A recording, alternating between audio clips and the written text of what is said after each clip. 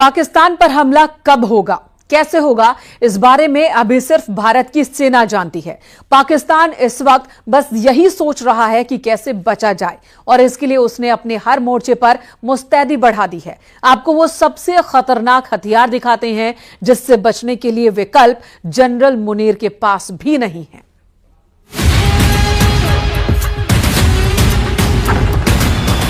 पाकिस्तान में बिना घुसे अगर एयर स्ट्राइक हुई तो इसके लिए चुना जाएगा रफाल। पाकिस्तान के रडार से दूर रहकर अगर हमला किया गया तो इसके लिए चुना जाएगा रफाल। तब आतंकवाद पर ऐसा हमला होगा कि अटैक करने वाले फाइटर जेट को दूर से ही देखता रह जाएगा पाकिस्तान। पहलगाम में हुए आतंकी हमले के बाद इंडियन एयरफोर्स का सबसे खतरनाक फाइटर जेट और उसके बहुत ही खास हथियार चर्चा में है। पहली है सबसे खतरनाक स्काल्प क्रूज मिसाइल। इसकी रेंज है 550 किलोमीटर। दूसरा है हैमर बम, जो स्पाइस बम की तरह फायर करने के बाद 70 किलोमीटर दूर टारगेट को उड़ा देता है। अगर पाकिस्तान की तरफ से काउंटर अटैक हुआ तो राफाल के पास है air to air missile Meteor. इसकी रेंज है 150 से 200 किलोमीटर। रफाल 1800 किलोमीटर की रेंज में जब ऑपरेट करता है तो ये तीनों हथियार उसे एक गेम चेंजर फाइटर जेट बना देते हैं।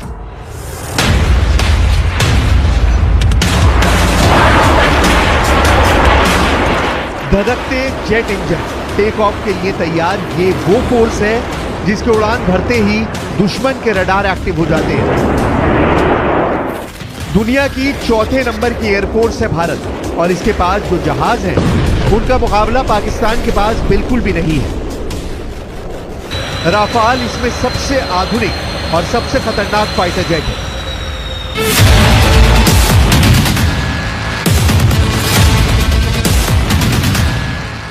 इसलिए अब देखिए राफाल के वेपन पैकेज की सबसे खास बात, क्योंकि राफाल आने के बाद वायुसेना को दुश्मन के बॉर्डर के अंदर घुसने की जरूरत नहीं और हमला बिना बॉर्डर पार किए यानी अपने आसमान में ऑपरेट करते हुए भी किया जा सकता है। इसे ग्राफिक्स के जरिए समझिए। मसलन राफाल भारत के अंदर ही उड़ रहा है, वो बॉर्डर के करीब है यानी पाकिस्तान की वायु सीमा से सुरक्षित दूरी बनाई हुई है। अब यहीं से उड़ते हुए वो अपनी स्काल्प क्रूज मिसाइल लॉन्च कर सकता है जो पाकिस्तान के अंदर 400 से 500 किलोमीटर दूरी तक टारगेट को तबाह कर सकती है। और इसी तरह हैमर बम काम करता है जो लॉन्च होने के बाद पाकिस्तान की सीमा में 70 किलोमीटर अंदर तक जाकर गिरेगा।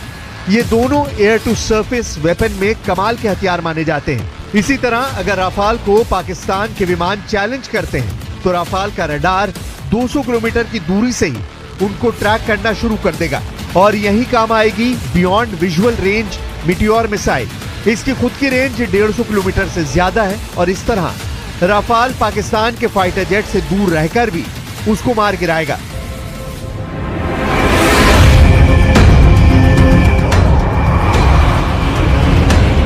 अब भारत फ्रांस से राफाल एम यानी उसका मरीन वर्जन ले रहा है, यानी एयरक्राफ्ट कैरियर से ऑपरेट होने वाला विमान। ऐसे 26 विमानों को लेकर फ्रांस से डील हुई। ये 26 विमान 2029 से नौसेना को मिलने शुरू होंगे। राफाल एम की टेल के नीचे हुक लगा होता है जिसके जरिए कैरियर पर लैंडिंग के दौरान इसे रोका जाता है। वहीं इसकी बॉडी एयरफोर्स वाले राफाल के मुकाबले ज्यादा मजबूत होती है। यह एंटी शिप मिसाइल लेकर चलता है क्योंकि ये समंदर के ऊपर ऑपरेट करता है। फिलहाल नौसेना के पास MiG-29K लड़ाकू विमान है जो INS विक्रमादित्य और INS विक्रांत से ऑपरेट करते हैं, जबकि राफाल का एयरफोर्स वर्जन 2019 से ही भारतीय वायुसेना का हिस्सा है। हालांकि भारत के पास अभी महज 36 राफाल जेट हैं, लेकिन इनको ऐसे मोर्चों पर तैनात किया गया है जो 3 दिशाओं से होने वाले हमले को काउंटर कर सकते हैं। अभी भारत के पास राफाल की पूरी 2 स्क्वाड्रन है, यानी 18 जहाज की 2 फ्लीट। एक स्क्वाड्रन हरियाणा के अंबाला में तैनात है जबकि दूसरी स्क्वाड्रन 1500 किलोमीटर दूर पश्चिम बंगाल के हासिमारा एयरबेस पर डिप्लॉय की गई है। दोनों एयरबेस पर रफाल के तैनात होने के मायने हैं कि चीन और पाकिस्तान के खिलाफ दो बड़े मोर्चों पर दुश्मन के विमान की घुसपैठ अगर हुई तो वो वापस बचकर नहीं जा पाएगा। फिलहाल बात डिफेंस की नहीं, स्ट्राइक की हो रही है और इसीलिए ब्रह्मोस से लैस सुखोई फाइटर जेट भी एक बड़ा विकल्प है। विमान से लॉन्च की जाने वाली ब्रह्मोस यानी उसका एयर लॉन्च्ड वर्जन 450 किलोमीटर की रेंज तक हमला कर सकती है। सबसे खास बात यह है कि ये एक सुपरसोनिक क्रूज मिसाइल है और पाकिस्तान के किसी भी एयर डिफेंस मिसाइल की इतनी हैसियत नहीं है कि वे ब्रह्मोस को रोक पाए। ये बात जनरल आसिम मुनीर और शहबाज शरीफ को समझाने के लिए भारत अपनी ब्रह्मोस मिसाइल वाला ट्रेलर दिखा चुका है। कैमरा नंबर 1, कैमरा नंबर 2 और फिर दूर से कैमरा नंबर 3। अरब सागर में सुपरसोनिक क्रूज मिसाइल ब्रह्मोस को दाग कर पाकिस्तान को मैसेज दे दिया गया है।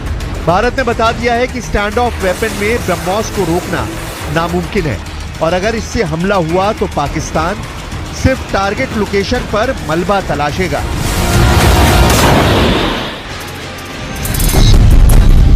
और भारत के पास परमाणु बम लॉन्च करने वाले वो जराए हैं जो पाकिस्तान के पास नहीं है। परमाणु युद्ध हुआ तो भारत के पास हमले के लिए क्या क्या विकल्प हैं वो आपको दिखाते हैं। परमाणु बम लॉन्च करने के लिए भारत के पास 3 प्लेटफॉर्म हैं, जबकि पाकिस्तान के पास सिर्फ 2 हैं। भारत लड़ाकू विमान से एटम बम दाग सकता है, पाकिस्तान के पास भी ये ताकत है। भारत जमीन पर मौजूद मिसाइल से भी एटम बम लॉन्च कर सकता है, पाकिस्तान के पास भी ये पावर है। लेकिन तीसरी और निर्णायक प्लेटफॉर्म परमाणु पनडुब्बी है, जो भारत के पास है और पाकिस्तान के पास नहीं है। यानी एटम बम के हमले का जवाब भारत जवाबी हमला करके दुश्मन को पूरी तरह से मिटा सकता है। इसकी गारंटी भारत की परमाणु पनडुब्बी है। सबसे पहले बात एयर स्ट्राइक वाली ताकत की, जो परमाणु बम भी लॉन्च कर पाए, यानी ऐसे जहाज जो एटम बम से हमला कर सकते हो। भारत और पाकिस्तान दोनों के पास ऐसे जहाज हैं जो एटम बम से लैस किए जा सकते हैं और उनसे परमाणु बम दागा जा सकता है।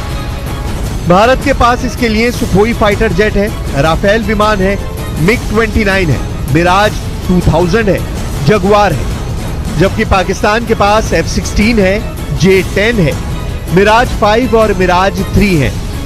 ये चार्ट बताता है कि दोनों देशों के पास परमाणु बम की डिलीवरी करने वाली एयर पावर है, जो एटम बम वाली स्ट्राइक अंजाम दे सकते हैं।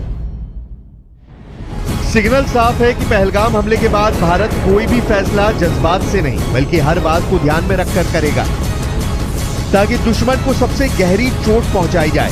चोट ऐसी जिसमें बारूद के धमाके से ज्यादा दुश्मन के रोने की आवाज आए।